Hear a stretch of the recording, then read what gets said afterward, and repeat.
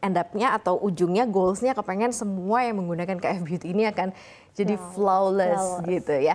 Oke, kita kembali lagi berbicara mengenai bagaimana masuk ke pasar skincare. Karena pendekatannya seperti apa sih? Apa sih strategi bisnis yang dilakukan dari KF Beauty sendiri? Karena kan masing-masing punya cara atau strategi ya. Tapi kan kadang memulai itu untuk memperkenalkan apalagi ini biasanya masyarakat Indonesia kan seperti itu. Gimana caranya, triknya, strateginya dari KF Beauty? Yang pertama kalau di KF Beauty sendiri ya, itu kita membangun jaringan sih. Dulu marak banget untuk skincare yang berbasis untuk kayak jaringan atau multi level gitu. Tapi sekarang mulai brand owner itu mulai langsung ke B2C, langsung ke user, ke apa.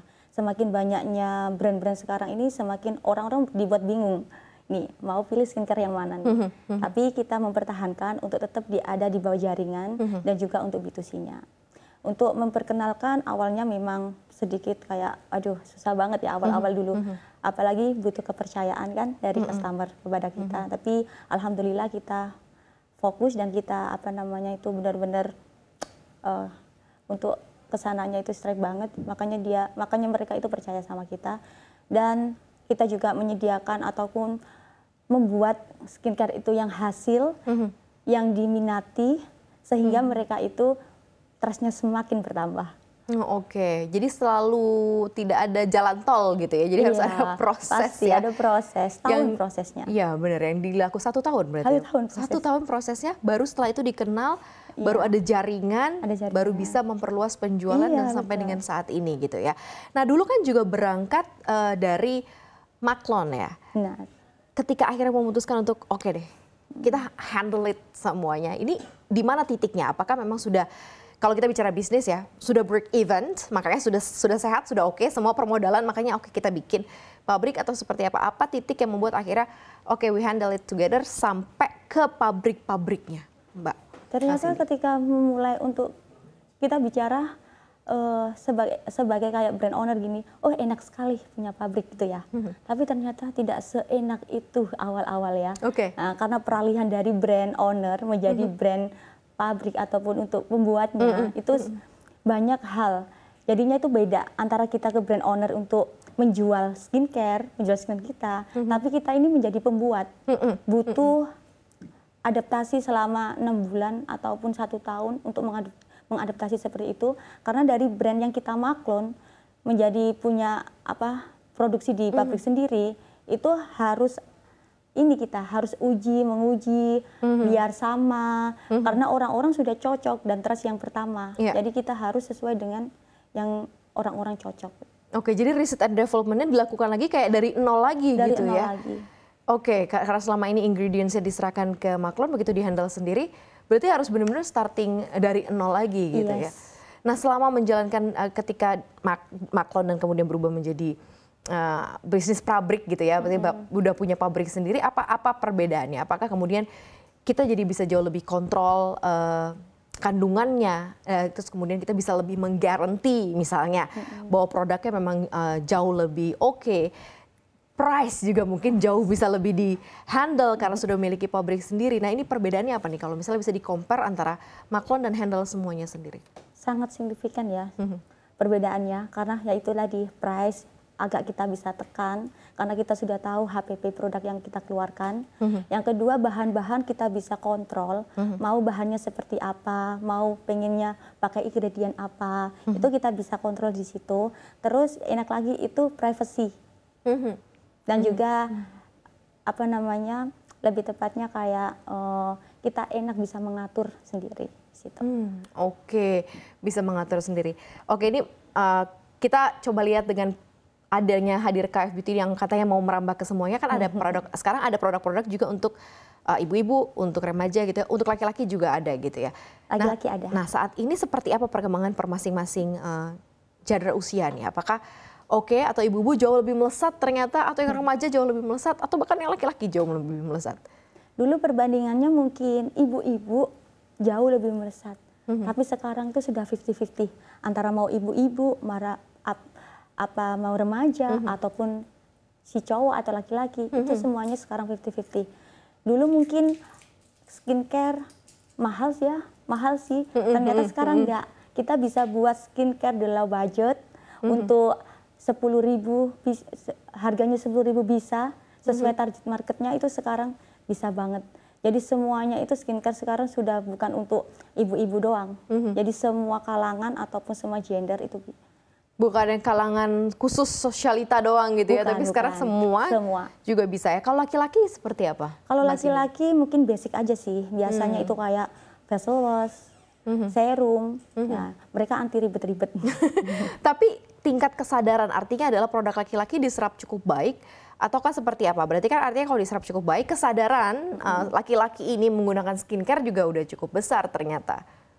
Udah cukup besar, soalnya banyak sekali peminat, apalagi ketika kita mengeluarkan produk men, itu antusias mereka gila banget. Berarti kan mereka kesadarannya juga cukup tinggi untuk mengkonsumsi mengkonsumsi atau menggunakan skincare tersebut. Oke, ini menarik ya. Soalnya kan kemarin baru dengar kan Pak Ridwan Kamil bikin skincare kan. Iya. Mau ikut saingan juga ya di industri skincare, tinggal Pak Ridwan Kamil nih datang ke sini ya.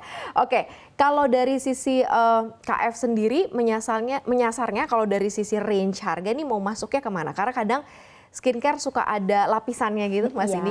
Jadi misalnya yang affordable, yang tahu nih buat anak kampus gitu ya, atau yang baru baru dapat kerja gitu ya, atau memang mereka yang udah mapan gitu ya, makanya dibikin series premiumnya gitu. Nah kalau dari KF sendiri seperti apa?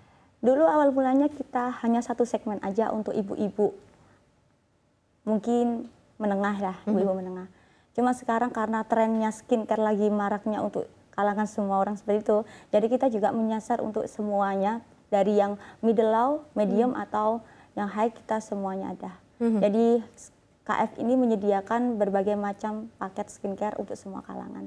Oh oke, jadi harganya masih bisa terjangkau gitu ya. Kalau di-compare dengan beberapa skincare lain yang masih masuk begitu ya di pasaran masyarakat Indonesia. Nah, ekspansi apa nih yang lagi disiapkan dari, selain tadi katanya mau di Jakarta sudah ada ya pabrik ya, di Cakung. Nah ini apa lagi selain mungkin beauty kliniknya, mau berapa store gitu ya kira-kira, dan juga apa yang ingin disasar dari sisi si KF sendiri? Ya insya Allah semoga bisa expand gitu ya, memperbanyak untuk klinik-klinik. Soalnya orang sekarang itu sadar banget cantik itu perlu dan cantik itu penting. Terus mau menyasar ke golongan kayak anak-anak muda itu, semuanya kebutuhan mereka kita penuhi. Terus untuk yang sehari-hari, kebutuhan sehari-hari itu masih belum kita produksikan, insya Allah lah kalau ini kita mau melangkah ke sana. Gitu. Terus kita juga sudah mulai melangkah ke parfum-parfum dan sebagainya, dan itu sudah cukup hebat sih untuk 2024 nih. Ya lama-lama produknya bukan skincare aja tapi beauty ya, jadi keseluruhan produk ya. Untuk daily ya. Ya healthcare dan beauty gitu ya, semuanya juga oke ada di situ ya. Nah untuk ke luar negeri, apa ada negara tujuan baru lagi yang mau diincar sama KF? Mungkin ada, cuman kita harus butuh proses untuk riset di sana ya. Soalnya kan beda kultur, beda etnik juga, jadi kita harus tahu ingredient mana yang cocok di sana juga. Oke, masih dikaji ya. Satu lagi, sejauh mana kemudian kalau dari sisi Mbak Cindy melihat industri kosmetik kita, jika nanti kita wajib ya harus ada sertifikasi dari BPOM dan halal gitu ya, itu diwajibkan, dan ini juga bukan hanya produk skincare, makanan, minuman, bahan baku semuanya juga harus ada. Seperti apa nih teman-teman di industri skincare atau industri kosmetik ini melihat hal ini? Saya sendiri sebagai brand owner ya, mensupport gitu.